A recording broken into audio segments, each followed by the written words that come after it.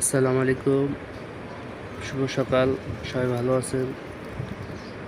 তেলাকুচা পাতার অনেক উপকারিতা ওষুধি আমি কিছু বলবো আপনাদের উদ্দেশ্যে।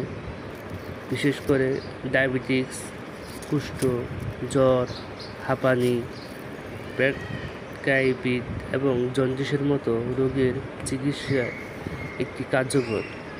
এছাড়া এর রস শরীরকে শীতল রাখে, শারীরিক অবসন্নতা দূর করে এবং খুশকি, রক্ত আমাশা, সাদা আমাশা, ছুলির মতো বিভিন্ন রোগ নিরাময় সহায়ক করে। তেলাকুচা পাতা খুবই উপকারী একটা ওষুধি ফল, আমাদের দেহের জন্য খুবই উপকারী। সচরাচর এই পাতা দেখা যায় না, তবে আমি একটা চারা রোপণ করেছি। সবাই ভালো থাকবেন, সুস্থ থাকবেন। আসসালামু